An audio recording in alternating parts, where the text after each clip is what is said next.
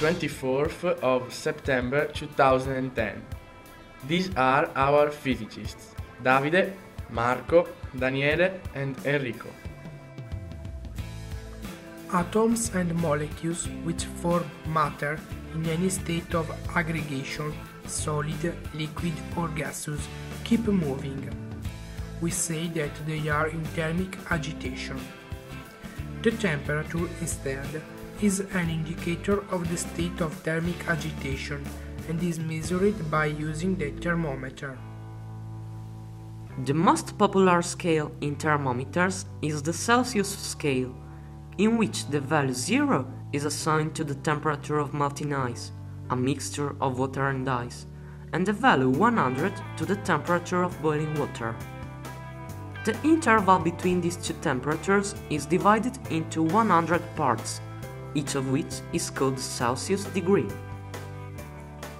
Another temperature scale is the Kelvin scale, in which the value 273 is assigned to the temperature of melting ice, and the value 373 to the temperature of boiling water. The interval between these two temperatures is divided into 100 equal parts too, and each part is called Kelvin.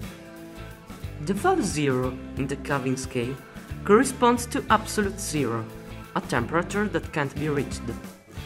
It's possible to reach temperatures very close to it, but not the effective absolute zero.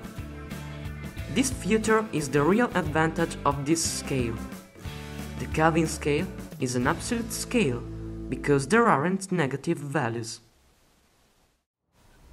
Finally, we must not confuse heat with the temperature.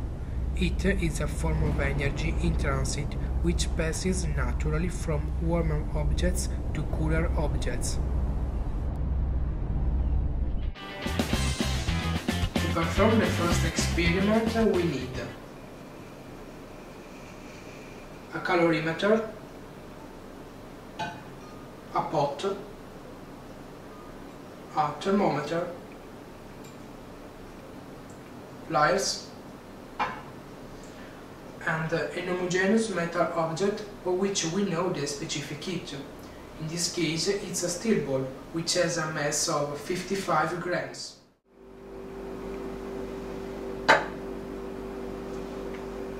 The mass of the calorimeter is 230 grams.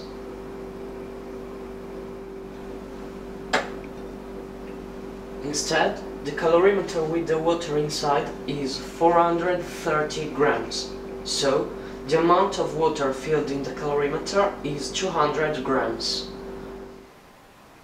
Now its temperature is 22 Celsius degrees. We take the steel ball and we immerse it in the pot filled of boiling water, assuming that after a few minutes it reaches the same temperature of the water, that is 100 Celsius degrees.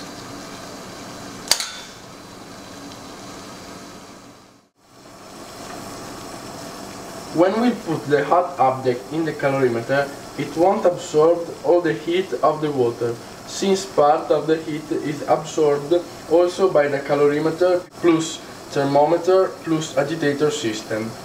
To take this into account, we'll consider this system as a mass of water ME that can absorb the same heat which is absorbed by the system, and that is called water equivalent of the calorimeter.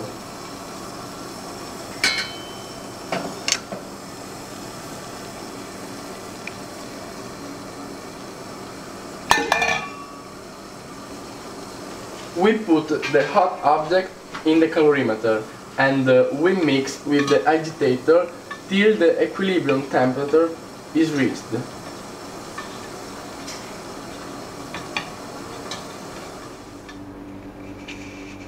The temperature is 24 Celsius degrees. Now we can calculate the water equivalent. We know that the absorbed heat and the released heat are equal. This is the equation of thermal equilibrium, and the water equivalent is 0.040 kilograms. Once we know the water equivalent of this calorimeter, we can also calculate the specific heat of any unknown material object. For the second experiment we will use a steel ball, an iron container with a cylindrical neck, and pliers. We take the steel ball. It passes through the container. Then we warm up the ball on a cooker, helping us with pliers. After a little bit, we try to push the heated ball in the iron container.